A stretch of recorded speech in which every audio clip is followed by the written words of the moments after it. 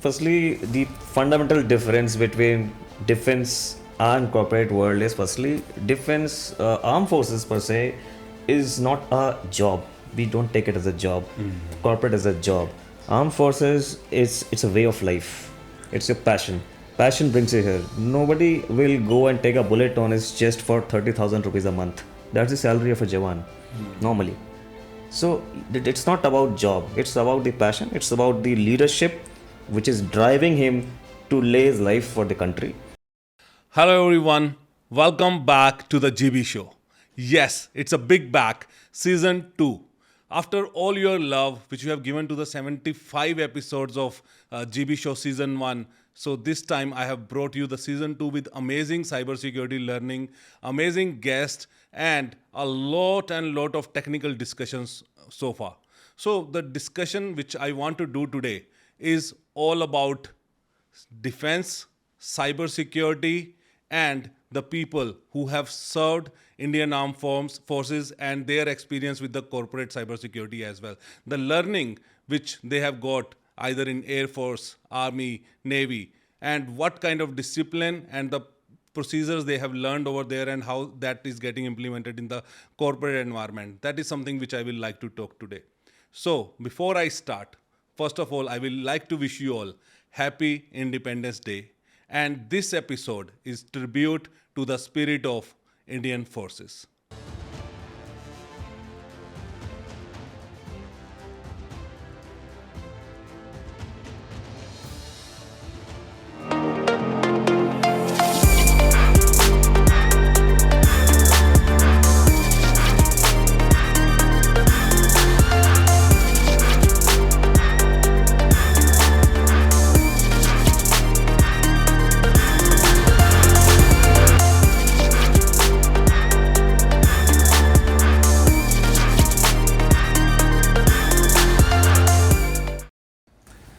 Hello everyone.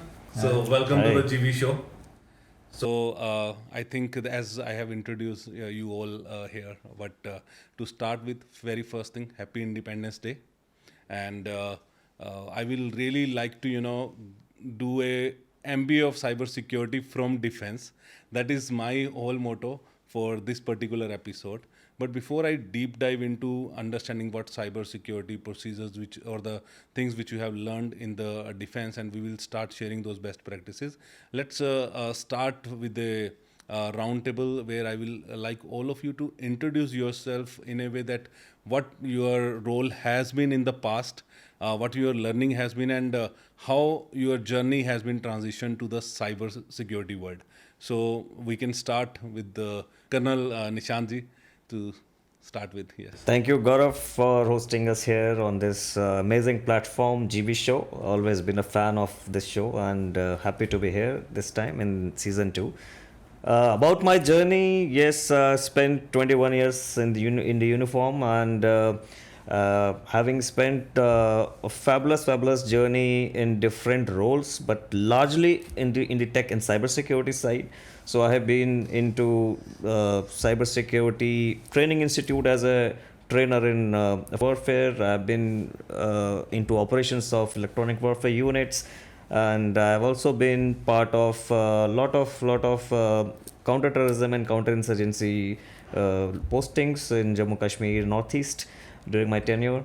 And then during the fag end of my tenure, I did a deputation tenure with the Ministry of External Affairs, where I was heading the cybersecurity for 3 years. And from there, I decided to jump on the other side of the fence, inspired by you. And so I took this call and hang my uniform and joined corporate almost third year. Now I'm into this journey. And again, a cyber role, it's really a great learning so far during the transition period. Obviously, cyber has been my forte all those years, but giving it a flavor of corporate was something which I have been watching from the other side, but now I'm deep into it, neck deep. Okay, amazing. And I think our journey has been associated back from 2016. Yes. When you took the first cybersecurity session for us. Yes. I'm looking forward for a great learnings from you today. Thanks. So over to you, group captain. No, so I'm Abhishek, simply to be known as Abhishek. I'm the third generation into the armed forces. My grandfather was a freedom fighter, and then my father was with the Air Force, and that's how I got an ambition and opportunity to step into the Air Force. I mean, the uniform in blues always fascinated me. Uh, Tried to be a pilot, could not be. Joined in as an air traffic controller. Uh, then somehow people got an understanding that this guy has some stint of an IT into him. So I went on and entered into the server room for the first time. It used to be an underground, and IT in those days was a elite people's job. People were very respected during those days in the armed forces. If you are knowing something about IT, you will be seen as a special. So I got an opportunity. Entered into the server room for the first time. The AC chilled out, and the very second minute I stepped out, so saying that what this room is kind of. And then probably yes, went into satellite communications, went into a commando course, and I was part of the operation during the Taj Hotel attack as well. So as Colonel Nishant has mentioned, life has been twists and turns while being into the armed forces. I went on to then make Security Operations Center for the Air Force, a malware analysis and defense lab for the Air Force. Then somehow reaching the 20 years of the career, I thought the age is with me, and let's part my ways, because I was fascinated with what is happening outside. So I thought let's part my ways and try something outside handy. Came here, saw the difference between the blues and the different colors what people wear outside. Got fascinated and surprised as well. Took me 3 months or so to get acclimatized to the culture, from signing the letters and handling the files to emails. So this was a cultural shift. And what I would say is security is a mindset what an armed forces person carries always, be it cyber or a physical security, but that mindset has always helped us to navigate through. Amazing, and that is what I want to learn today, that how that shift of mindset has happened and what was previously and how it has changed, or are you changing the others mindset now? So that is something I will be looking forward to. So yes sir, over to you. Yeah, so I think first of all, thank you for having me here, and स्वतंत्रता के साथ भी ढेर सारी शुभकामनाएं. I think I spent around 21 years in the Navy. I started as an electrical engineer, and then initially we were taking care of missile systems, and thereafter we were few picked up, because defense forces does not have luxury of, suppose you do not have a skill, you can hire from outside. You have to build a skill what you have. So we were knowing something about IT. We got picked up as cybersecurity, and then we started reading books. I still remember first book we read is Hacking Exposed. Okay, and that is where we started our journey in cybersecurity. So if you look at, I divided my two careers in Navy. First half as an electrical engineer, second half is cybersecurity, and then probably had various appointments, and then I was training IT and cybersecurity for some time, and then part of CERT Navy, and then I think 2014 we decided to move out and join Flipkart. So very often we get this question, what is the difference between defense and corporate? I keep telling everybody that defense we have been practicing zero trust for many decades, and here probably we are talking about zero trust for last 10-15 years. They're still trying to get something out of it. I think as Abhishek said, initially I was very hesitant what will happen outside. People are very probably professional, because we may not be exposed to so many technologies. When we joined, we saw things were, but it took around 3 to 4 months, and you come to know what is there. And since you are coming from a very strong security mindset, it helps you. You are coming from disciplined background, and you are able to manage your resources well. You are able to maneuver through the roadblocks easily. And then probably start building that career, start talking to the people, and learning is constant, right? That's why you progress. You probably professional life and personal life. That is how defense teaches us. Every time you go to any, because we used to get new bosses every year, right? So it is used to, people say boss is changing, so what will it change? But nothing will change. You work what you are supposed to do, and we always have been focusing mainly what is good for the organization. We should do it, irrespective of what people feel. We are not here to make people friend or probably make people happy. we should do what is good for the organization. That is what the mindset we came across, and that is what we feel in cybersecurity it works. So And also I promote this to my team also. okay. Do not hesitate to say yes, no. Do not fight, but you should be able to say no. But you able to sustain that in the corporate world after coming in? Yes. It worked? Yes, it is working, and see, you should know where to put a foot down, where to say be assertive. At times you have to be aggressive also, because at times you have to say no. You cannot go live because things will break out, and probably somebody is willing to take a risk. He may not be knowing what risk he's signing off. Okay, fair enough. And I think it's really great to learn from you that if you're able to, make that stance, and that still works in the corporate as well. Because I have seen people who actually put down against business. Okay, if business is saying let's do this, okay, let me see how I can, manage that. So that is instead of business to manage, CISOs try to manage. That's why I said ki probably at times you have to maneuver through roadblocks. Yeah. Probably you cannot take every time the same instance, but you should. I keep promoting you should be able to say no. Perfect. So everyone should learn. That is the one thing. So maybe Abhishek, specifically, I would like to ask you that when you came in, okay, what was the one thing which you thought like, okay, this was supposed to be a normal behavior, and when you came out, you felt, oh, it's not happening.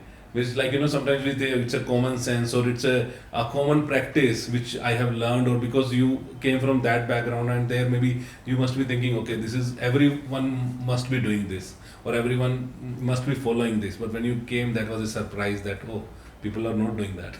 No, so to start with, everyone in the armed forces is trained for everything. So if you're working in cybersecurity, that doesn't mean you'll not connect the RJ45 to your machine, or you'll not troubleshoot a Wi-Fi. You are supposed to do it. If you're not knowing it, that means you're not in the IT or cybersecurity. So cybersecurity in the armed forces and the IT coupled together are understood as brothers from the same mother, kind of. So they are often tagged as an IT, while you may be doing something different as cybersecurity. So this is the construct in altogether in armed forces, and hence I thought, and for me there was a shock because I was landing into a bank, and that to a multinational bank. So when I stepped in here, I thought things will be normal. People will be doing what they are supposed to do, and to best of my surprise, it was not. Everyone was focused into his own vertical. There were Zoom calls rather than a physical meeting. So I was not able to identify to whom I am speaking to. I have to always look at the address book and identify to whom I am speaking with. And 6 months after that, I understood, okay, the person who I'm interacting with is sitting next to me. So these kind of surprises were there. And a normal action behavior, let's say, if you're getting an antivirus alert, you may simply click no, yes, whatever. It is expected action, but here in corporates, what I learned is that is also an expectation from a security professional to guide people. Even a basic computers, they might be able to do it at home, but they are not ready to do it in their office. They need a support. So that kind of mindset initially I was not ready, but yes, over the period of time I understood that corporates work a bit differently. They work basically on a JD. If you are given with a job description, you will stick to a job description. You will not move left and right even a centimeter. This was not the case in the armed forces. I mean, morning 7 o'clock you may be called for 6 o'clock for a health run, followed by a parade. Then you are doing other things. Then you are the techie as well by the day, and by the evening you are doing PT, Shamko, party, everything. So they're not only the jack of all trades, but master of all trades. That is what the expectations are. Yeah. I mean, you are doing all. You cannot say no. So sometimes while you are a tech, you may be an officer IC for the mess. You might be an officer IC for the dairy farm. While you have absolutely no knowledge of what is the lactose quantity, ideally it should have been in a cow's milk. But it might be a case that you are looking after that. I mean, you cannot say no, what I'm trying to say here. But in the corporates, it's all about the JD, what you're hired for and what you're paid for. And you'll stick to it, let it be. I mean, if you're supposed to put the switch off and you know how to switch it off and you are seeing in front, but then also it's not part of your JD and you will not do it. So that kind of mindset I encountered when I landed into corporate, and that was a paradigm shift from the armed forces to the corporates. Perfect. And how your experience have been, Amrish, and followed by Nishant? Yeah, I think what Abhishek said is truly right. People, it was a shocker for me because I went to a company which was very open-ended, right? Open culture. People used to come shorts, t-shirt, in a vest, and they come to the office. They probably go to gym, okay, and thereafter they will have a breakfast. And then they will work for some time. They'll play TT, etc. It was very shocker for me. Ki, काम कब करता है? And when we go to him, ki, I want to have meetings. Like, no, I'm busy today and tomorrow. And I keep saying he's playing TT, and this guy said ki, probably I don't have time. But it was shocker. Then I started realizing this is what corporate world, right?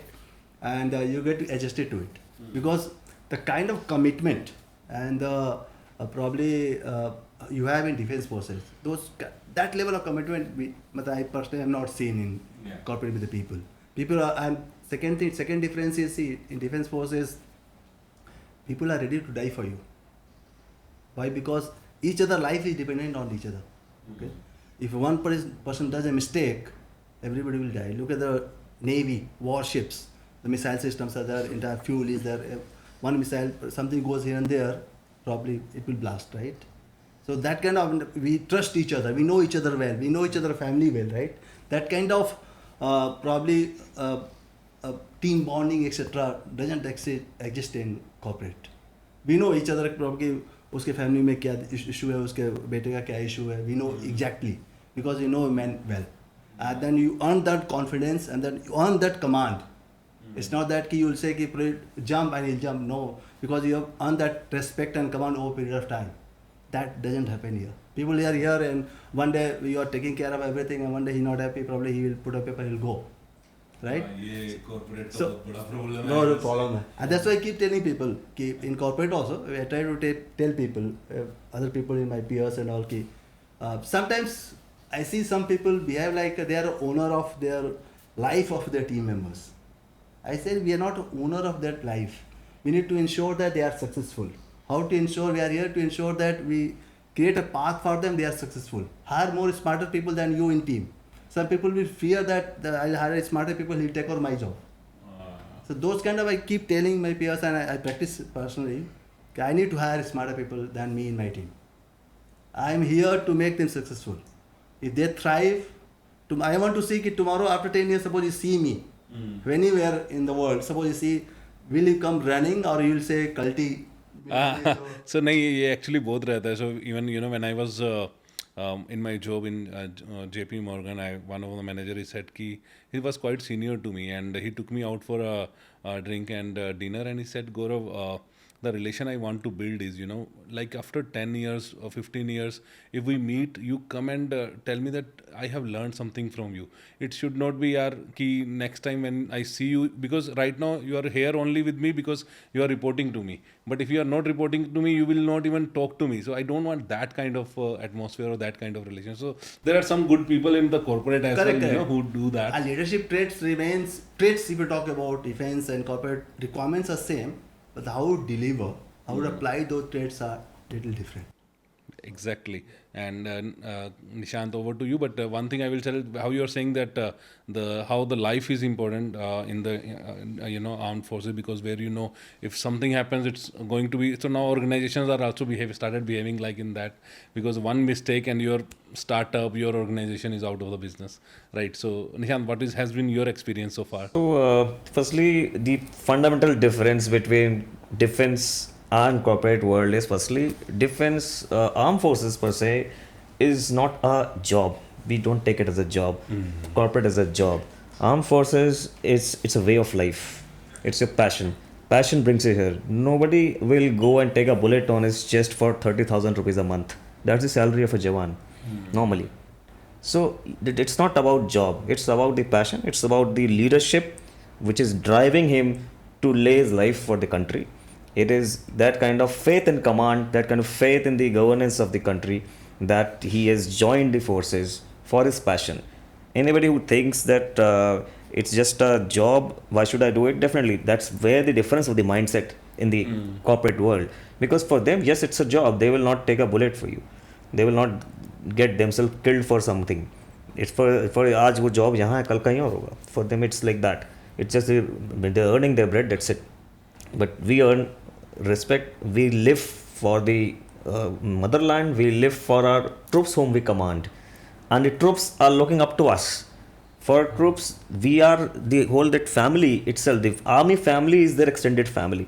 That's the reason why it's in corporate world it will be very rare to find if you ask a team lead के आपके वो so and so L1 analyst का घर में कौन कौन है or where does he belong, most likely you won't even know.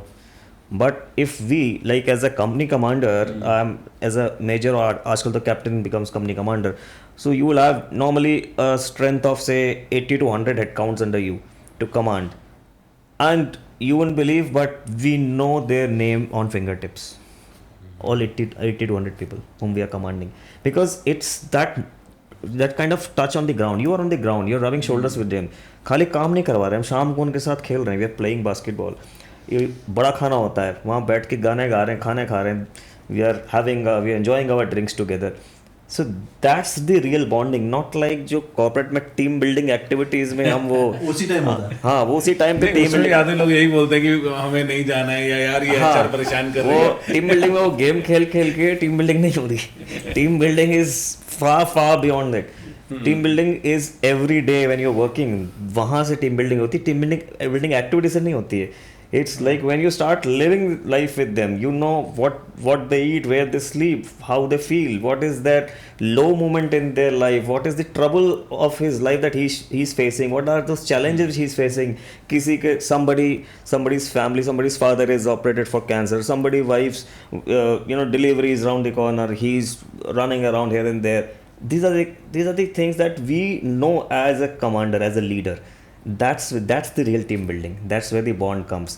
तो ये mindset change हो नहीं सकता. And now when coming to I'll tell about my experience, like you asked how it transition. तो for me आप कह सकते हो धीमी आंच पे पका हुआ ये खिचड़ी है, क्योंकि मैंने from military I came to ministry. So there was a shift in the work culture. I was working without the uniform with the ministry people, diplomats, bureaucrats, and even a lot of civil counterparts, but there was no touch of army there. But yes, whatever I'm carrying from armed forces came handy to me there as well. But the environment change was certainly a big learning curve for me, and which helped me in adapting myself into corporate world. Though again corporate world is far different from ministry, but yes, that intermediate 3 years gave me that shift, that how the civilian think, how they work. There is no command structure in ministry as well. So that shift, I always call it, my shift has been from military to ministry to industry. Okay.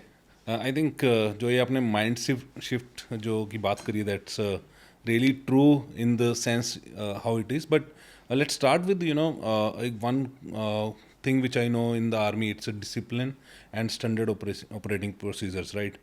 So how well defined they are there? Do you think the same should be part of industry for cybersecurity? In fact, this word standard operating procedures is being derived from defense only. Yeah. Lot of management jargons have been coined by defense forces, have been adapted by corporate world. So there are 4-5 fundamental things which you will find being practiced everywhere in the world, in corporate as well. They have been the foundation has been laid by the defense. For example, one common thing that you would hear everybody calling in corporate world, resource optimization, optimize the resources. In defense forces, there will be no such moment when you are given a task and you have 100% resources to carry out that task. You will always fall short of resources. That's why you are an officer. If I have given you a task and I also give you the resources, okay, here are the resources, please do this task, then I don't need you. Yeah. Then even a Jawan can do it. Why are you an officer? You are an officer because you have to apply your mind, you have to get down to the nuts and bolts of the task and find out how can it be done in X minus something resources. You will not have 100% resources anytime. So that's one thing which we learn it's like our day-to-day thing, which is incorporate. It becomes strategic learning, resource optimization, the discussion in the boardroom. So, but this is a day-to-day thing. Then crisis management, risk management. These are the things we do every day in and day out. In cyber world, you're doing crisis management, but the principles behind it are the same. We do risk management, like I was posted in counterterrorism. You do the risk management before even stepping into that. You're being deployed in an unknown territory. You have to first do what we say, identify the assets. So you identify what is around you. Then you say, then you have to protect. Yes, we put the barbed wire around our post. We protect, we defend it. Then you say you detect. So yes, we have a sentry post, they detect. And then you say you respond. Yes, in case there is a threat, we'll respond with adequate fire. And recover if there is an attack. We are well equipped to recover from it. We call the reinforcement. We apply a lot of other resources. So all these things have been adopted from defense only. So these are, and for each of these steps, what I'm calling it, there is an SOP. Without the SOP, there will be no structure to your approach. There will be no structure to the ownership, because most important is who will carry out what action, which is very well laid out in the SOP, and that's what is required today in cyber world as well. If let's say in the security operations center, an analyst has detected something, some alert, what next? If this alert is of what nature? Is it of endpoint, related to network, related to cloud? What is he expected to do? So if unless he has the SOP with him, okay, for this I need to call so and so, and then the person who is sitting there who owns that particular asset should know, okay, now I have to block this port, or I have to get this off from the network. So these are again part of the SOPs, because unless you do certain actions in a correct sequence, the impact will be defeated. It will not be the right impact that you expect. So the importance of SOPs are everywhere, and in army we do follow it, because there in case the SOP is not followed properly and your steps go wrong in the sequence or the impact, it will have a catastrophic effect on the security of the country, on the safety of an individual. Amrish कितना follow हो रहा है SOP corporate में difference आया था मतलब there you have to follow 100% when you came to the corporate it's 10% 20% 80%. Difference with checks and balances both है. So that one person can go wrong, the probability are a little less, because SOPs are defined in such a way. Absolutely. And there are checks and balances at every level. Sure. Somebody is senior to you, somebody looking at you. Suppose you go beyond a point, there is an approval process. Correct? You cannot take decision beyond a point, because those SOPs are well defined. And second thing I want to, I think what Nishant said is, if you look at anywhere, right, something happens, call defense forces. Like flood आता है, fire लग जाता है, कुछ भी होता है. Why? Because defense forces are always ready for any kind of eventualities. They practice every day. They have got plan A, plan B and plan C, and they practice each and every plan. It's not that कि fire होगा तो देखा जाएगा. Fire, Navy, we talk about Navy. Every day, every warship does the firefighting drill every day. And there are people designated every day in every warship what they will do in case of fire, what they will do in case of flood. And they know their roles and responsibility, and they have been briefed every day also. Over and above, there is a third party from the headquarters. They come and do exercise at random. It means you are ready to meet any requirement. As you said, all this identify, protect, respond, and recover. You have over and above, you have a QRT team, etc. Over and above, right? To react to a situation immediately, and thereafter people know their roles and responsibility. Every individual, they goes to the training what they are supposed to do. In case of this situation, what you will do, this situation, what you will do. And they practice it. So that's why I say that war game is happening, Army do exercise, Navy do exercise, Air Force will do exercise. There's an amphibious operation where all three forces does combined operations. In a war, all armed forces have to work together, right? So what kind of coordination they have? How can we leverage each other's strength to counter the enemy? That you should know, right? So these practices, exercise happens each and every time. It is happening as we speak, right? Some exercise is going on, which we may not be knowing now because we are out of. Exactly. So you mentioned one word which is about situational awareness. Yes. So Abhishek, I think situational awareness, when we say, it's a very important in air defense, right? how we can actually build something like that, same in the corporate environment or the cyber world, to have the real-time threat monitoring. No, I'll catch the word from start from the SOP. Why do we need an SOP first? Why do we need an SOP? Because whom do you see as the most talented person into your organization in terms of cybersecurity? He's the CISO. But can the CISO be everywhere? The answer is no.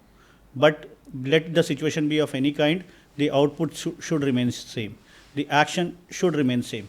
And that's how you have an SOP. Next, why do you need someone to follow those steps? Because they are tested, tried, and deliver that same output. The risks, as Colonel Nishant has highlighted, have been well calculated, and that's how those steps have been defined. Coming to situational awareness, how you ingrain the situational awareness into an SOP is because the thought leaders might have walked down to all the tracks, evaluated everything, and have made it. Coming to threat intelligence, what is threat intelligence? You are trying to proactively identify threats which you may foresee during your normal operations, and then you apply some logics to cut down the threats or fortify your defenses. But in that same, if you are not aware of the situation, let's say I'm thinking that, okay, I'll only get ping attacks, for an example. What the ping attack may maximum lead to, that is denial of service. Are we seeing the same thing? Hackers have moved on from denial of service to actually disruption of service. So they will disrupt your service for a moment of time and then catch hold of you, ask you for a ransomware. That, okay, if you do not pay me, as of now I have halted you for 5 minutes, I will completely disrupt you. That is the level the denial of service had went to. So gone are those days where you have been only calculating risk which were pre-existed or not new to the market. The landscape is very dynamic, and hence your situational awareness, what you said exactly, multiplied to the threat intelligence, if I'm trying to correlate, is about what you are, where you are, and when you are. These three terms are very important, and what we do in the air defense as well. So if you correlate into threat intelligence, you'll be exactly where, and you can say as situational awareness. In Air Force, we used to say it as air situation picture. So before an aircraft goes to a mission, the commander sees the air situation picture and plans the strategy for the mission. And this is then translated to the pilot in terms of code, coordinates, and all those things, armaments. Everyone is given instructions, and then on a live, when the aircraft is on fly, on target, you are still trying to analyze this air situation picture so that you are accurately, the air traffic control or the fighter controller is accurately guiding the aircraft, that you are on target, missing target, or some new threat is emerging. Let's say there is a counter effort from the other side. So you're trying to inform him from the radar picture and everything. So you are not static, that you planned and you are going and you are delivering. You are evolving over the period of time. The moment you're seeing on the air situation picture that, yes, I plan to go in 090 degrees, but it appears to be that my target is shifting to 30 degrees. So it is exactly an about turn. You have to calculate your fuel, your pilot's ratings, that the weather is going down, if it flows into that direction, and everything. And that is happening in a real time because the mission is on. So that is more situational awareness when you bring into threat intelligence. Because let's say if you are suspecting an attack, it originates from a phishing attack, then you see the payload is getting delivered, someone has clicked or someone has scanned the QR code, entered his credential, the payload is getting delivered, you are seeing the lateral movement. So you need to tie the threads to the last mile attack, and then probably aware of that, if I take the measure of this kind, or if I take a step of this kind, what will be a impact of this step? Will it lead to a domino effect into my system? Attacker ने तो छोड़ दिया, लेकिन मैंने ही ऐसे step ले लिए जिससे it landed into a domino effect and got converted into the other servers which were as of now not impacted. So this kind of awareness, yes, it plays a role in threat intelligence, and even when we are reacting to the incidents. So yes, threat monitoring, you said about the so much of importance, and these days these threats are coming in the stealthy mode, right? And I think Amrish, I will Stealths were sorry to interject, but attacks were always in stealth mode. Yeah. No attacker is mad that he will put his energy synergy and all his money, infrastructure, and become Yeah, a I think, fool on your side. He Yeah. plans for his I'll best. give example It's for always a that. cat and mouse I would game. say Very stealthy Yeah. with the But more until sophisticated Exactly, way. And yeah. Once detected, when I'm it coming is- to Amrish, maybe yeah. just a That is what. like how in naval we look say at, about the submarine when you attacks or join, the threats which we have, corporate, right? So how they came and people started we are talking looking about- into. So we used how to do you a lot of feel things the on same in the zero day, corporate zero world day. when we Then talk I about wrote an zero article day on LinkedIn. attacks. Will we be ever ready for 0 day? Then I realized that we may not be ready for the 0 day. We have to do our whatever we are supposed to do, right? We need to do a special preparation to address the 0 day issues, right? If your basics are strong, right? I think Abhishek was talking about, right? Your SOPs are strong, well researched. If you look at the war, what is happening, right? Any scenario, what we get, maybe incident response, maybe ransomware. Every organization which goes through ransomware is a different situation. Somebody is compromised, somebody else is compromised, and the CISO are in different shoes. But what decision you take at that point of time, it matters a lot, right? Somebody probably tried to convince CEO, okay, give ransom. Somebody tried to know, will not give ransom. We have the backup. You have a lot of scenario, situation awareness, what Abhishek was talking about. Now, having said that, if you're in that scenario, you will take decision based on your past experience, based on your research, whatever the cyber drill you have done, what kind of practice you have done, you will take a decision, right? You take any war also. Every situation will be different. That is 0 day kind of thing, because you have never been into that situation. If you have been into that situation, you will take a easy steps, right? Because you have practiced 10 times. But generally it is not, right? So probably I keep telling people that it could be 0 day or anything. Ensure that your basics are strong. Yeah. People, process and technology, if they are strong and they are complementing each other, your cybersecurity program will flourish over a period of time. And nobody achieved whatever you want to achieve.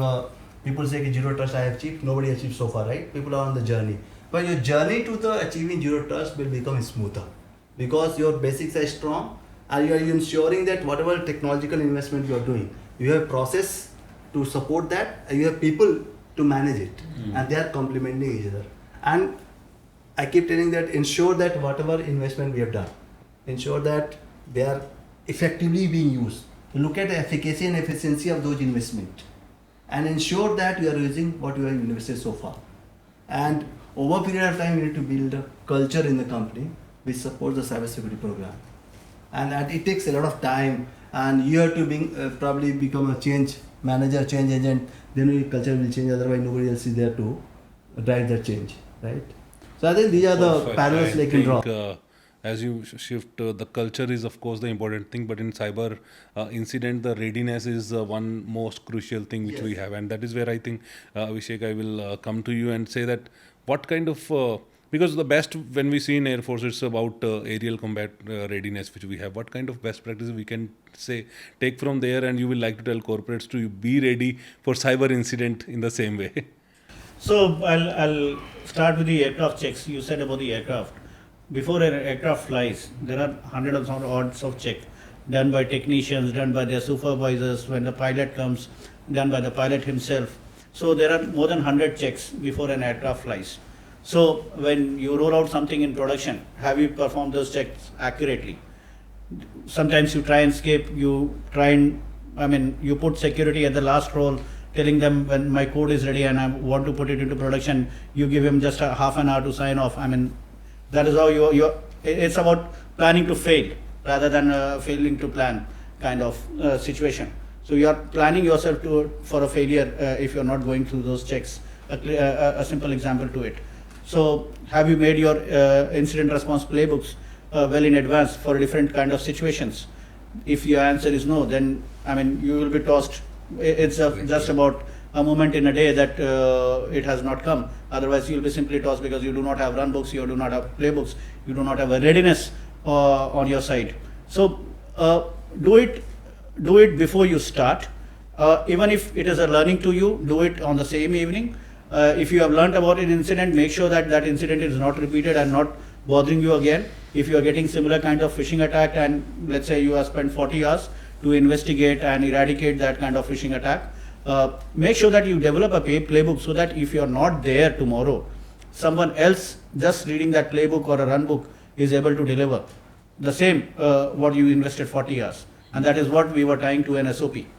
So if you have that, I mean, any layman, you will not find shortage of talent because you have your books ready. I'll take a classic example, moving from the defense and the cybersecurity to the biryani chains. You taste their flavor in Delhi, Hyderabad, anywhere. You'll find the same flavor. Let's say biryani by kilo or any restaurant chain. You'll find the same flavor. How do they maintain? Different hands of the different cooks, then different kinds of ingredient, but they maintain it same. They delivered it same. How they do it? So that consistency has to be in the cybersecurity when you're trying to achieve for a mission. Let's say you want your organization to be a cyber secure organization. But then, have you developed those runbooks and playbooks? Have you given enough awareness to people or the developers that yes, security has to be ingested during the planning phase itself rather than at a delivery phase? I'm not a sign of authority. I'm your friend who will be sitting by your side, and while you start developing the modules, I'm continuously checking it so that I can float my feedback to you.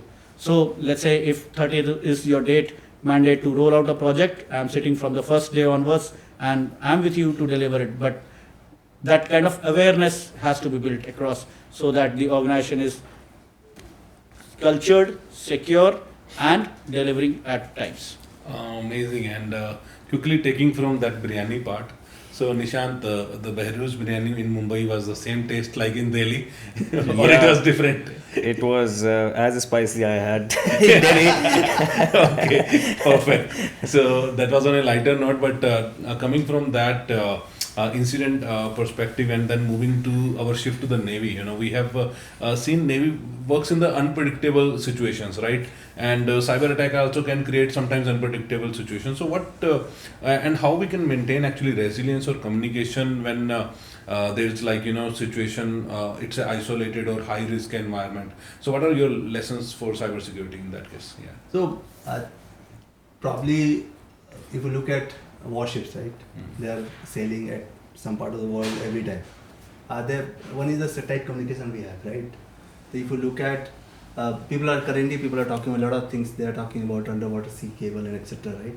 What is the importance of that? So if you look at digital economy thriving on the background, if you look at the underwater sea cable, the communication is happening, right? Now security of the sea cable, right? It is important from the strategic standpoint, from the economy of the country to drive, how to drive, because you are connected with the entire world via those sea cables. Because if you look at satellite, all strategic communication happens via satellite, etc. But satellite is probably latency is very high. It cannot scale beyond a point, right? You look at sea cable, it's cheaper and probably latency is very low, correct? And then bunch of data is going, and it is cheaper, correct? So everybody, that's why people use it. Yeah. And look at the risk. What we have is one is cyber attacks, destructed, espionage. That could be anything else. And suppose it is broken, it is going to impact the entire country. The first thing. Second thing is we have been seeing what kind of encryption do we use, correct? What channel do we use? So a lot of things are well defined for the defense and corporates. Okay, the level of communication happened at defense forces is totally different. Okay? Yeah. There is a separate strategic wing. They define what is the frequency, what are the other things probably we cannot talk about, correct? But look at the parallel in corporate. The corporate, if you look at telecom providers are connected entire world, right? And internet service providers are connected. They are connected via sea cables. Now you look at new way of communication is coming up through Starlink, right? Elon Musk. That is a new way of communication. He's trying to disrupt this entire setup, entire thinking, entire architecture. And we are yet to see how this is going to scale. Because entire world has to see, right? They have been operating in some part of here and there. But I think we will see how it is going to operate, what is scalability, what is the affordability. That is also important, right? But today everyone is on internet. How people will afford, how the connectivity will happen, etc. We need to see, and then over and above, security of the communication. Okay, thanks for those great insights. So, any one of you like to put any use case or case study on this? How in isolated or high risk environment, if any case you have seen in the industry? A classic example to it would be the recent operation there was some confrontation between the two countries, India and Pakistan. And classically it was happening at the most beautiful place on the earth. So many of your leadership might have went there with your family, or you might have planned an offsite over there, and you never know the operation is commencing in your background. And suddenly the morning you wake up, you see the flights cancelled, the train cancelled, the phone network services are down, you cannot communicate to your team. What do you think? How the team will start their morning, because you are no more available to tell them what to do. So, do they know their job? Has the SOPs properly drafted? We are saying, coming back to the point again. And let's say you are facing, if someone is knowing, probably we got more than 7,500 hits on Indian IPs at the very same period when the operation began. So it was from all the sides, what I'm trying to say. And the entire idea, what Ambarish was also saying, that if you cut down the cables, what will happen? So if you put down the banks, what will happen? So you can cripple the infrastructure or the economy of the country. No need to fire a bullet or fire a missile. You have crippled the economy. That was the whole agenda. But if you are successful in doing that, then the organization will suffer. What is your plan? That in such cases, what your leadership will do, or what is your plan? Do not stick to only the BCP, what we were discussing. Put it into real action. That it's not only shifting from one DR to the other and migrating the applications only. It's about the business resilience, how the business will survive in these kind of cases where there's no cyber attack, but the leadership is taken off. So who is the second in command to run the team? Does he have the ability? Have you developed it over the period of time that he's able to take decisions on your behalf? And parallelly, if during this crisis, if you are observing that one incident is trying to build up and trying to acquire my organization, but my leader himself, who was the best man, the CISO, he was in the offsite and he's got stuck, his phone is not working, and he's not able to fly back. But the second in command has to run. So all those kind of things you need to evaluate as part of your crisis management plan and incorporate into the BCP. Exactly, and I think from this crisis management and in command, which we are talking about, I will come to Nishant, because I think Army follows this strictly the chain of command, right? And what's your perspective that hierarchy and delegation and everything in the cyber crisis management should be followed? What's your take on that, Nishant, specifically? Yeah, it has its own importance. In the armed forces, the chain of command, the hierarchy is pretty well structured. At times, it's too steep. But what we find today in mostly corporate, it's a flat kind of architecture, less of hierarchy. There's a reason to it, and yes, to some extent, this is also required for the ease of business, for quick decision making, to cut down the process time.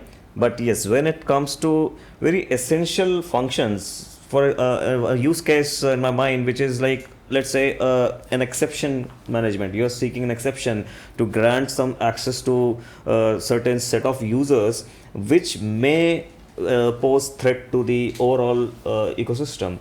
Now in this case, if you do not follow the proper hierarchy, like as for the exception, now the request for exception has to be initiated by the business owner, that why it's a business need and why you really need it now, when your work was already being done till now, there was no problem. So first that reasoning has to be there, and then you finally, there is some authority who looks into, who assesses the risk. If I open this service or this port, what all risks I may get into my environment, and how am I poised to remediate those risks. And it's a business need, yes, I have to give that exception, but I have to now open up certain compensatory controls in order to obviate those threats. So this can be only possible when there is a strict hierarchy. Otherwise, a business owner will simply say, "Hey, you are my CIO, just open this port for me," because CIO is answerable to the business owner.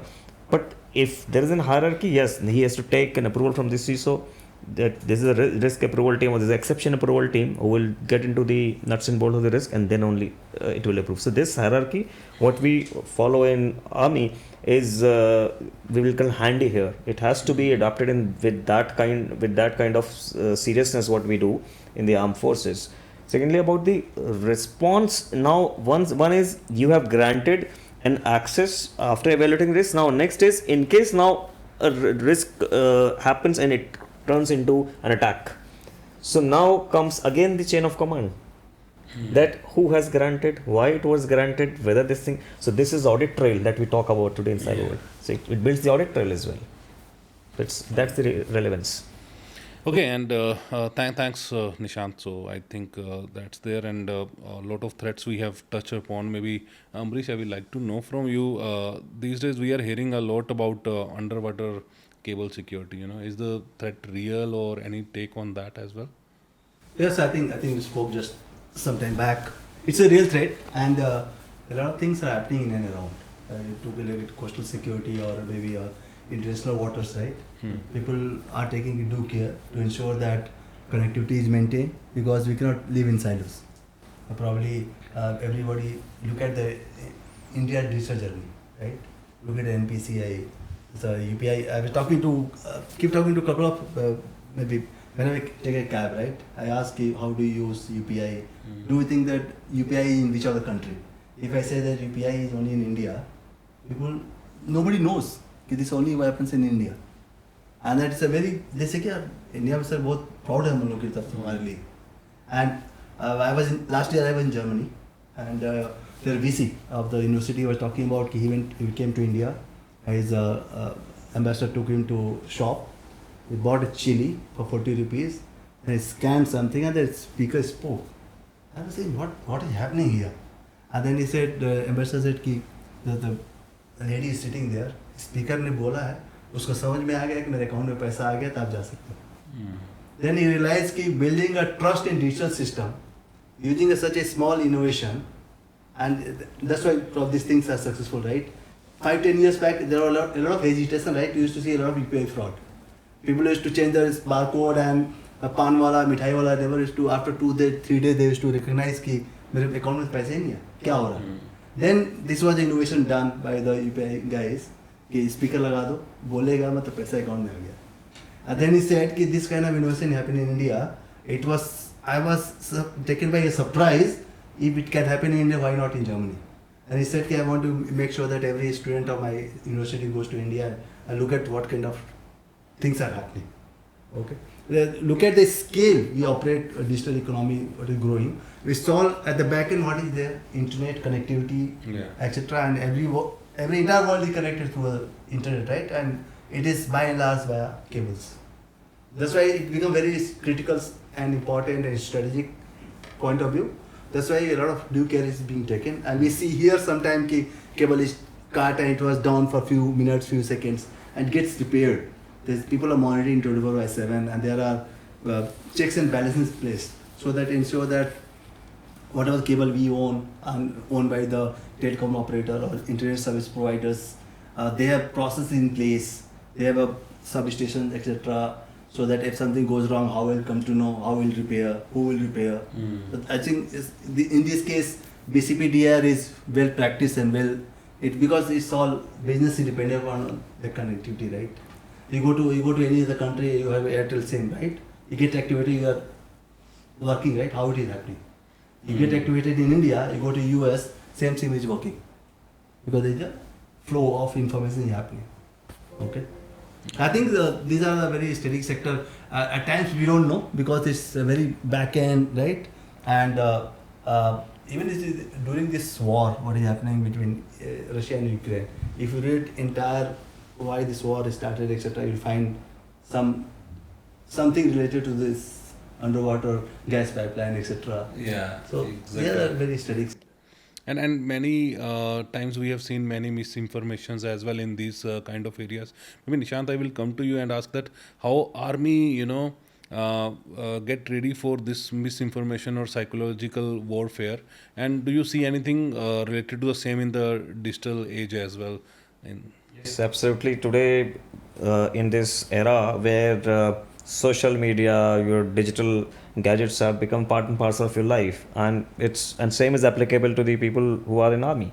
So all of them all the Jawans today are be it of any branch or any arm, but they are very well versed with handling their digital assets.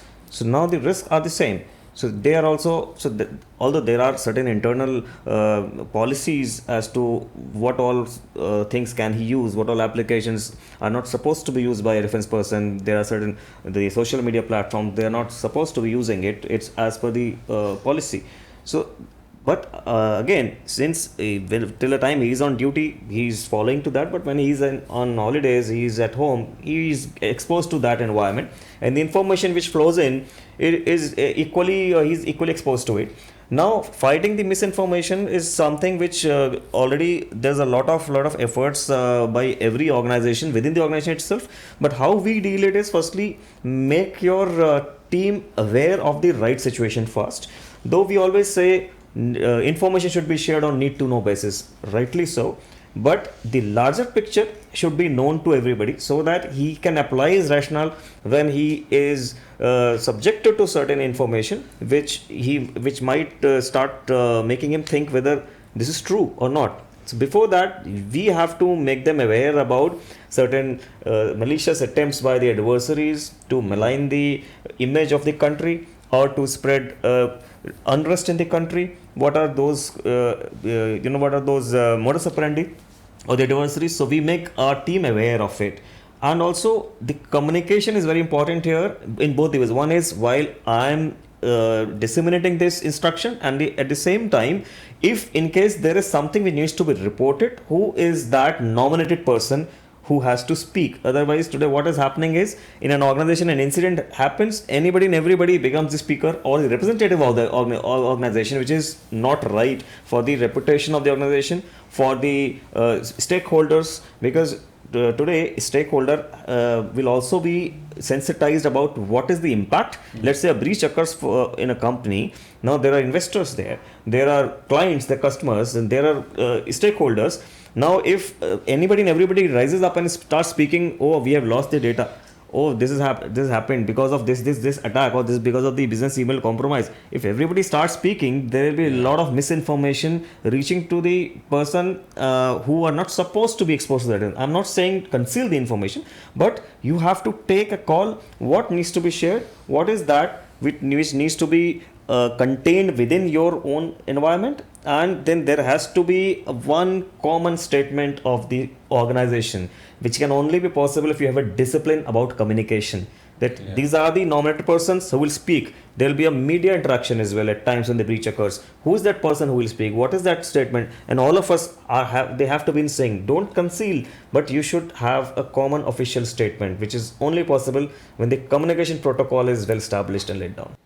Exactly, that is required when you say that the communication protocol need to be established. But there is another risk which I will like to take. Today's misinformation these days is coming out of AI, right? So that is where Abhishek, I will like to take your take on all these AI and automation in the corporate world, and what kind of risk and how you think it needs to be managed in the today's environment.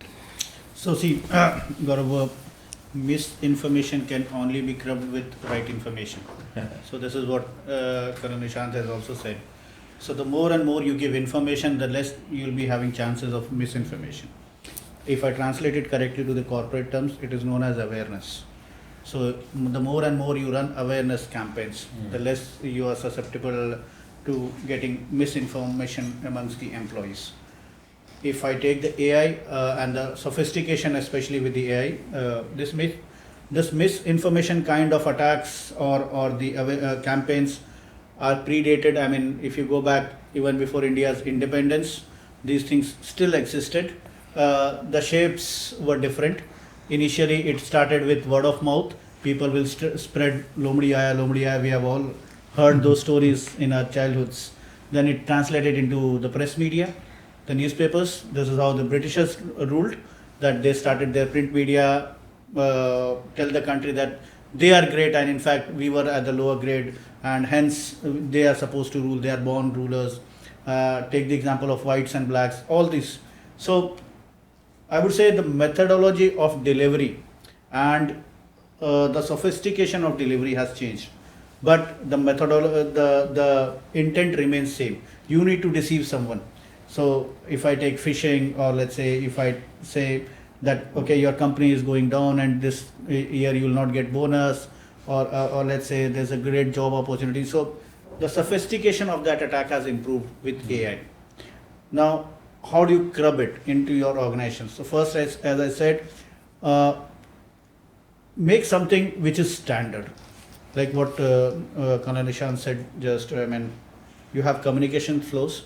Your employees knows that if it is something about salary, it has to come from HR only, and that designated person or the email ID from the HR, it is the only one who is sending those communications. Probably then there, I'll not say that you will not be deceived. Yes, the kill rate will be just 2 to 3% rather than a 60 or 70%. So that kind of deception will not happen if people are aware. Secondly, on a tech challenge, you have guardrails around the AI, that if you, let's say, if someone is trying to send you a mail or trying to populate a information, but you are not able to see a user agent attached to it, you are not getting the OS fingerprinting or the device fingerprinting, you block it immediately. So your SOC is alerted. You have context-based alerts put into forth in the SOC or in your AD or everywhere, so that, let's say, if the sender presumes to be the HR director of your company, but your HR sits here in India, the message is coming from somewhere in US, maybe. So your systems, are your systems able to detect? If they are able to detect, they will suppress the information there itself. So that we are not talking about the misinformation here. We are trying to curb any kind of information which is coming from outside of our organization and trying to impress the employees inside. So those kind of, and right use of logo and everything. If you are very standard that my company uses the logo on the left side, the MD's signature is on the right side, the date is on here. So it gets, over the period of time, it gets imprinted to people's mindset. So they are habituated. If I tell you, like my flag, the country's flag, which we are wearing on our shoulders now. So if I put orange on down and green on top, it is like your immediate reaction. It is your response to stimuli that you'll immediately identify that there's something wrong. If there is an inch or something different, you'll identify it is that immediately it is wrong. How do you identify? Because you are engraved with all those kind of identifications since your childhood. So if an employee is entering into the organization from the HR sessions, he have been given the template that, okay, this is the communication template our organization follows. This is the communication channel our organization follows. For an example, if you have clearly mentioned that WhatsApp is not the channel where we operate into, as per our electronic communication policy. If the employee is getting that, okay, if you click here, you'll get your payslip downloaded on your mobile directly. He'll be immediately alerted because he has read that electronic communication policy do not include WhatsApp channels. So those kind of awareness, if you fill on, I believe you are minimizing the attack surfaces itself rather than opening everything. And then 1 or 2% is always a kill rate. It was there pre-independence when I said that people using the word of mouth, and it is still existing. Only the methodology to deliver the payloads have been different, but the agenda remains same. I want to add on here, Gaurav, like Abhishek mentioned about this standardized templates and formats. This should catch an eye for anybody, all the users. So this is like we keep speaking a lot about bringing the tech stack with a lot of AI user behavior or anomaly detection. Now this anomaly detection should be done manually as well. As an employee of the company, I should be also able to detect an anomaly in the kind of mail which is coming. Because if there is a standard template being followed, there's standard protocol being followed, and if there's a slight deviation, it's an anomaly. So as an individual also, I should be able to detect the anomaly, not just the text. Thank you, and I think great insights overall. So maybe Nishant, I'll come to you and I'll ask you, from your army days, what are the values you think that today's CISO or the IT head should carry? Anything you will like to share with them? Sure. One important thing is about building that trust in the team. It's always the decision making which becomes a hurdle in responding to a situation. If the decision making is not in the right time and in the right context, the overall response to a situation may not be appropriate. That can only be possible when your team, you have delegated the powers to your team and made them autonomous in a lot of cases, which is not happening in a lot of organizations. It's like everything through me, and there's a bottleneck there. So you need to empower people below you to take decision and have the trust in them. Definitely, there is always a risk, but then that's why you're leader. You should be having that risk taking capability. Okay, if everything goes right, pat on your back. Anything goes wrong, I'll take the onus. That kind of mindset, what is lacking today in most of the organizations, can only change. Firstly, it helps both ways. It helps you firstly to build next leaders. That's also one of the charter of a leader. A good leader is not a good leader unless he creates more leaders under him. Otherwise, you are simply managing things and just washing away your. Corporate में leaders are full with their insecurities, तो ये नहीं होता है. So that's the major challenge. I think that's most important thing that we inculcate from defense forces, that we build leaders under us, we empower them for decision making and take the onus. It's not just I'll not hold your hand if things go wrong. I will hold your hand because I've told you to do it. Just do it, because I have confidence in my analysis. I have the confidence. I have done my homework well. I know if I have told you to do this, you take a decision, take a call, just shoot, and I'll take the onus. That kind of bond has to come. I really agree that should be there. But I think, so I'm saying that in Air Force, how simulations and war games are required to, get the next leader ready or next person ready. So how you see that in the corporate world for? So in Air Force, we had information warfare. So that information warfare is supposed to do those red teamings. And when I say red teaming, it is actual red. It is not just ping-ponging your sites and something. It's actually, I'll land it at your place, put the fire alarm, put the siren and everything, full blown, 4 days, 5 days, everything will be on, everyone will be on task. I can physically enter into your server room, plug out a server, anything I can do, I'm free to do. That kind of red teaming was there. Cut it down to corporate, it's like you do not know to whom you have engaged with. If it is an internal, or else you have paid for an external. The situations are agreed beforehand. The scopes are agreed beforehand. What will be done and what not will be done. That is something challenging, what I see in corporates, because you are not giving a free hand to the red teamers. You are giving them a Sunday when you do not work. Half of your systems are not online. They are under maintenance, and then you are doing a red teaming. So it becomes a ticker box kind of exercise when you are doing it. You are not doing it in a production. That let's say it's a Monday morning, all my customers are logging into the server and a red teaming activity is happening. Is the bandwidth, can the bandwidth be taken care of by the server? Can it handle so many pings? Can the red teamer capture the flag which is kept inside the server by passing the logging, hashes, MFA and everything in a real world when a customer is also transacting? So these kind of activities are not generally practiced in the corporate, because corporates have different priority.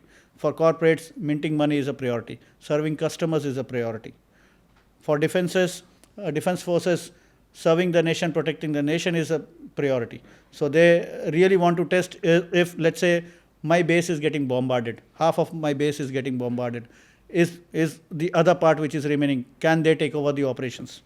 That kind of strategy. So you do everything. I mean, you'll think like, what happens, Amrish was talking about barbed wires. What happens if someone he's a good attacker, but he has got a plier as well in his hand. He can cut your barbed wires, enter, cut your cables, sorted. But corporates work differently, and hence what I think is move beyond the red teaming.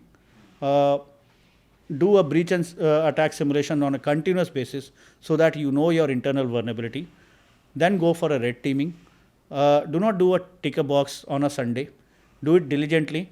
Pick and choose a day when management is aware, but your team is not aware that attack of this kind is happening, because all the attacks, if you see it clearly, happens on a working day, especially when your teams are hard pressed to resolve the errors and everything. It is happening, and suddenly an attack from the other side launched.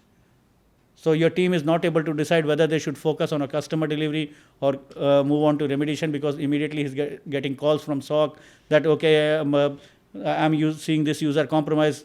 बंदा बोलेगा ठीक है compromise वाला थोड़ा बाद में देखते हैं, अभी ये transaction alerts इसमें आ रहे हैं, we need to fix these transactions. So this kind of challenges is there, and this is a real test of the stress you are into rather than an attack. So in an ideal scenario, what Nishant ji was also mentioning, that your employee should be able to identify. But if your employee is in stress, let's say he's already in a challenge that he has applied loans for home loan into 10 banks. He's not getting it, right? And the critical case was some credit score is not matching or something is not matching, percentage of loan was high or anything kind of. And at that point, I sent him a phishing email. Congratulations, your credit score has been raised up. In any minds, forget about the situational awareness, corporate awareness. He will click that email, check his good news, and got phished. But are my technical systems agile enough to catch hold of that kind of attack, save him from that kind of situation? There comes your technical part. So are we ready to do it? Have we tested these kind of environments and situations? I was talking about playbook. What happens if I send a malicious playbook over the email to the SOC team from a CISO? Implement it immediately. I have been seeing, I have got a mandate from the management, do it immediately. And the moment it got done, it's done. I like what Abhishek says about incident response and all. See, hardly I've seen people are doing unalerted Cybertech. Okay. We keep saying tabletop, and you are talking about, right? It is planned. We will do this, and we want to know, do you know your roles and responsibility or not? But I did one unalerted Cybertech. It means I injected, like I was thinking, and I used to see like we were in the suppose Navy, right? Probably you're at jetty, warship is there, somebody from headquarters will come. I will say, assume you are in this situation, take action. Whoever is on board ship, he has to take action. Then I said, why don't we induct here? I said, assume that this application is not there and we received just this, and call everybody to initiate action. And I didn't tell to anybody. Anybody all except me. And then I think war room got created, and everybody said, this is. After 4 hours, I told SOC team this was drill. That I keep telling you guys do not know what is happening here. It means SOC has failed. And probably we created a war room around 2:30 in the afternoon. We closed the war room around 1:45 in the morning, night I'm talking about. And we ensure that at the end what is the result, it is achieved, tested, then only you do it.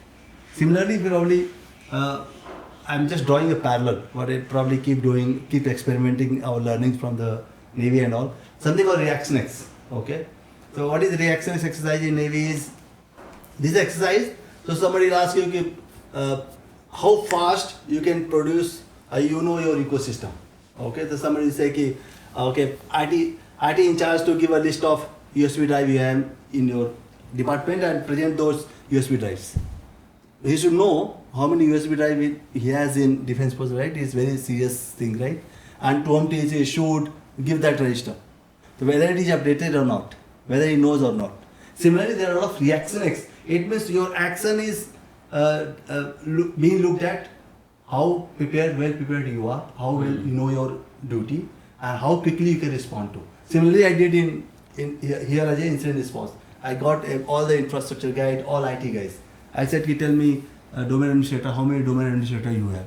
And then we started clicking time, and they said, let's see how much time it's taking. Then I said, app development in charge, how many apps we have in Godrej? Can you tell me? And this time is taking, whether he knows or not. Similarly, we do it for the cybersecurity team also, how many exceptions we have done. And how many expired, how many are still going to expire next 3 months. Do you know, yes or no? So these are things probably we are trying to do to ensure that people's minds start thinking. Rather than being regular stuff, right? कि tabletop करते हैं, कि दो करना है, क्योंकि RBI ने बोला है ये सब. So that will not. That is not the real test of. That is not real test of your preparation, right? Because you are sitting and something will happen. At that scenario, whether people know how to react it. Famous saying of defense forces, we say the more you sweat in peace, the less you will bleed in war. So that's what is precisely to inculcate this habit into day-to-day operations is very important, which will save your day. Once the breach occurs or incident occurs, if you're well prepared, you have been rehearsing those drills all through, all your cyber crisis management plans have been rehearsed a period of time, and not just those templates, but the real world scenarios, the real life situations. Only then you will be well prepared to deal with the crisis situation. And the classic way to look at it is, he mentioned about the basketball. That evening he plays with Jawans, he's playing basketball. Mind you, those Jawans have got up 4:30 or 5 in the morning, right? He's playing basketball 6:30 in the evening. Why is doing that? So, I mean, you are checking the stress of your body, what stamina you have. Are you going into fatigue? If you are in actual war, you never know that, okay, 9 बज गया अभी war खत्म करते, it is a breakfast time. ठीक है, 2 o'clock is the lunch time. War doesn't happen like this. So you are trained to handle those kind of fatigue. Likewise, come to cybersecurity, SOC, incident response. They should be trained to see and get through those fatigues. Let's say they are ending their shift at 5 o'clock in the evening and they detected an incident. What they are supposed to do? Are they supposed to just do an handover? भाई एक incident फट गया था, आगे देख लेना, मैं चलता हूँ, and I'll come back tomorrow. That's not how it will work, because he was there entire day. He was investigating. If he is not there, you are missing the critical link in the incident, and your incident response will utterly fail. So you need him for 2-3 hours extra. Yes. Yeah. And this brings to another very important facet of the skills, the talent that we hire. Here comes that passion. You see, you are hiring somebody based on the certification and the experience that he has, good enough, that is required for that role. But have you really taken a step beyond and seen, because it's a critical function, cyber. It's as good as a soldier who is defending your boundaries. So have you really gone little beyond your basic JD mapping to see the psyche of the individual, to see the passion behind his work? Is he just doing it like a job? Like Abhishek is mentioned, 6 बज गए, मेरा time हो गया, I'm going. But a person who comes with the passion, no, this incident occurred during my shift, let me just close it. And I'm not saying you inculcate the toxic culture or overtime culture, no, not that. But cyber is something which cannot be taught. Cyber is inculcated. It's a passion which comes by birth. Without even studying, somebody who is just 10+2 can be a great hacker, great cybersecurity mindset. Doesn't need a formal structured education, but what matters is the mindset. So while hiring the talent, I think this is one thing which I always pay attention, that what kind of mindset does he come with. Yes. नहीं, बहुत Mindset, जरूरी है. attitude, aptitude. Exactly. And I think अभी जैसे we are talking कि एक cyber war की बात करें, that's gonna happen, and if there is no mindset. No, that is happening. Let me tell Yeah, you, already हाँ, happening. हाँ, मेरा cyber उसमें war है कि is day to day. हाँ, mindset अगर नहीं है तो जो अपना corporate India, how they are actually going to survive, and anything which you think मतलब state sponsor जो attack हैं, right? So how corporate India can be ready? State sponsored attack, when we say they are, I am so, without quoting anything or without getting down into the actual names or attributes, I'll simply tell that cyber war is a day-to-day thing which every nation is today dealing with. Cyber attacks are happening, and today why there is a lot of talk about critical information infrastructure. Every country today has got a protection center. We too have. Our government also have NCIPC, who is mandated to protect the. They're not mandated to protect. They are mandated to issue the guidelines. It is the business owner or the owner of the asset who is mandated to protect the critical asset, because the critical asset, as per the definition, is such an asset which once come under attack, and if it is impacted, then it will have an impact on the national economy or health and safety or national security. So if that is the seriousness, then definitely the people who are behind the security of such an asset need to be of that mindset, need to be of that class where they take this as a responsibility to save towards national security. So that today whatever attacks are coming, state sponsored attacks to whichever country, will be of that level of sophistication where normal detection is impossible. Unless you have that investigative mindset, sitting on the SOC dashboard and saying alert to nahi aaya, तो इसका मतलब आज का दिन अच्छा चला गया. No, if you have investigative mindset, you will dig for it. You will dig for कि the आज अलर्ट क्यों नहीं आया है, क्या Something कुछ fishy, yeah. ये भी एक इंडिकेशन है कि अटैक नहीं आया. आज क्यों नहीं आया Also alert? indicator. So that mindset is required. And these kinds of, I mean, sophistication of attack is growing every day with state sponsored attack. The kind of magnitude with which this attack comes, people have noticed it during the tense situation last couple of weeks ago, that what kind of magnitude of attack organizations were facing, and only a team who was dedicated and took this as a passion to, okay, here is the situation I have to deal with. Not every cyber defender gets such a situation to deal in their entire career span. And so that is a challenge. So I saw my pin, they're taking so much interest. Okay, in my 2 years of experience, I'm getting something to see which I have been hearing from the veterans. Oh, ऐसा attack में ऐसा होता है. Okay, this is how the crisis, the war room is set up. This is how the communication starts. This is how the complete SOC team works with the red team, and this is how we do the RCA and all. So very few people will get to see it in real situation. So that, I think, that kind of preparedness and that kind of passion is something which will really help to deal with these state-sponsored kind of sophisticated attacks. I mean, you have to always understand that there are only two kinds of organization in the world. One which is breached and they know it. Second is they are breached but they don't know it. So they are ignorant. So we were discussing about threat hunting. Are you doing a threat hunting within the organization? If not, start doing it, and you will align to what Colonel Nishant has said. You'll find that, okay, what is happening inside my infrastructure is someone already sitting. All the reports say that every organization is breached. It's the moment that when you will learn that you are breached. So that's the reason we nowadays talk about assume breached kind of scenario, and then practice war games, do exercises and all those stuff. Yeah, and I think extension to what Colonel Nishant said, but while you're hiring people, right, we need to ensure that one is JD. In JD also I put a lot of emphasis on attitude and aptitude. I keep telling my team is cybersecurity not 9 to 5 job. If required, you have to do. You extend. Don't look at it's 6 baj gaya, mera time ho gaya, you have to go, right? At the start of the career itself, those young guys are coming. It's our responsibility to tell them what kind of job they're getting into. It's not that they're looking at a very creamy job, etc. Right? There's a flip side to it, right? If you're passionate, aptitude is there, and you are probably have a security mindset. That is important. Second thing I think what you're talking about is cyber warfare has been happening. It's happening today also, and it will keep happening.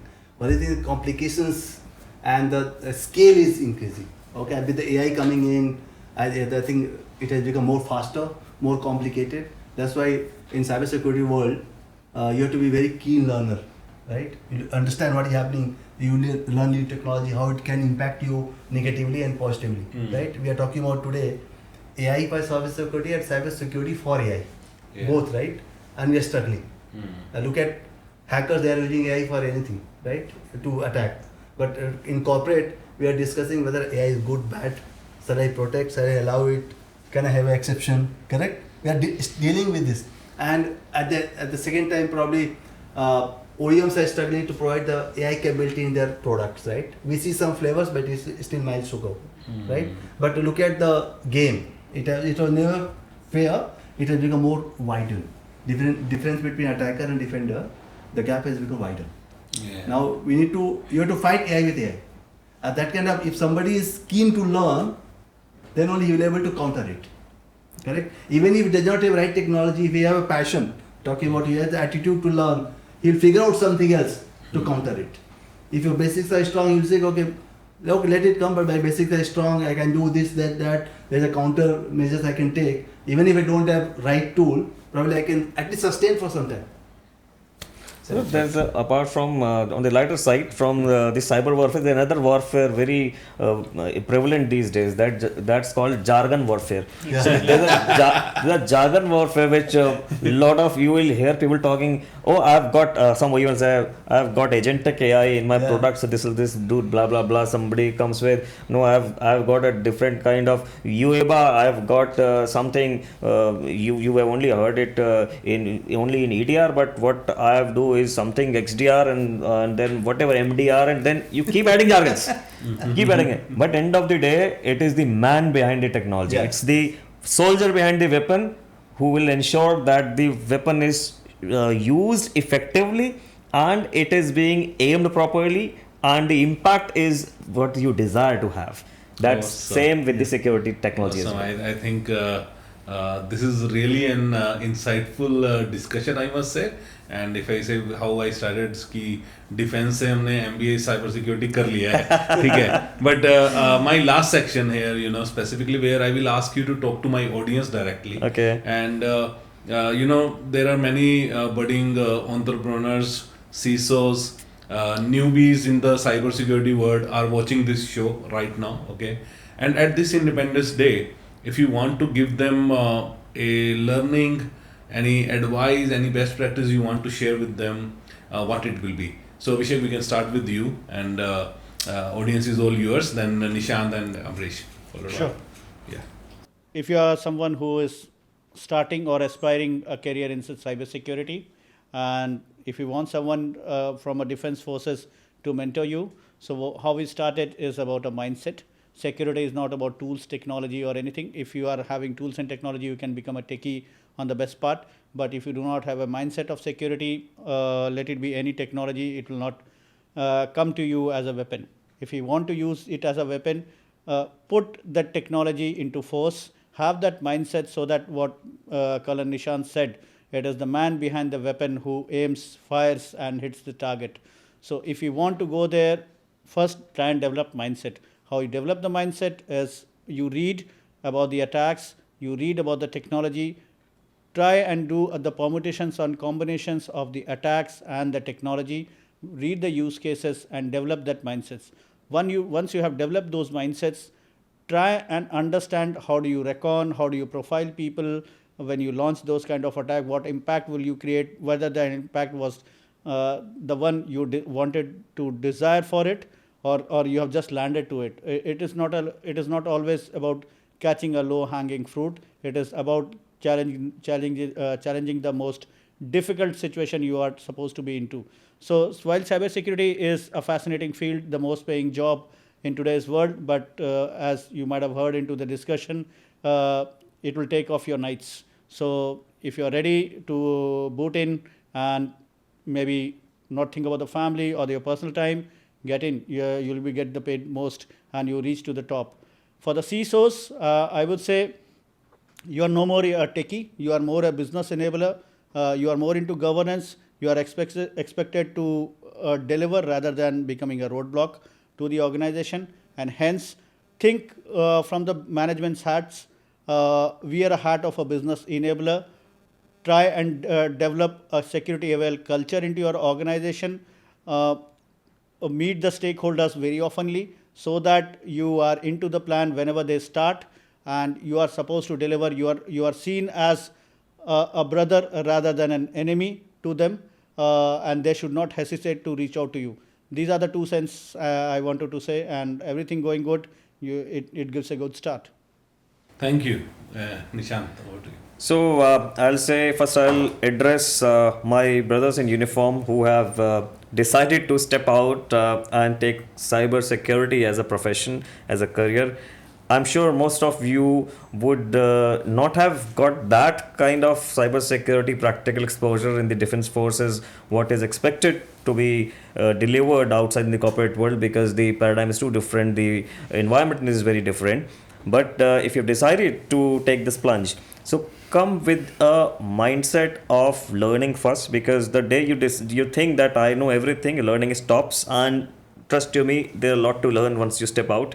It's not the same ball game, but yes, if you follow your basics of defense forces, I would come back to that fundamental called OODA loop.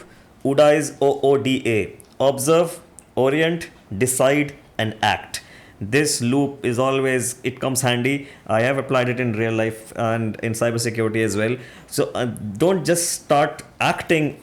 First you observe, then you have to orient yourself into the new environment, in the new shoe, orient into the business sense, and then you take a decision, and then you act. If you stick to these ground rules, you will never go wrong. And yes, certification alone won't help you. It looks good on the profile.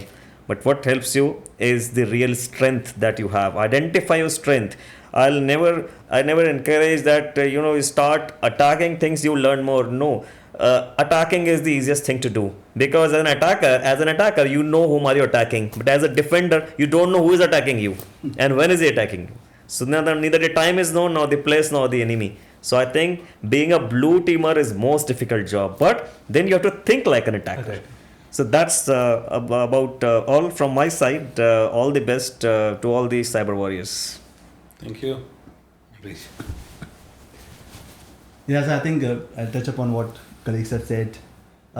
Whether defense veterans who are about to come out seeking a career in cybersecurity, or our civilian friends, anybody, if you want to be successful in cybersecurity, probably there are 4 or 5 elements. You need to have a very strong security mindset, right attitude, aptitude.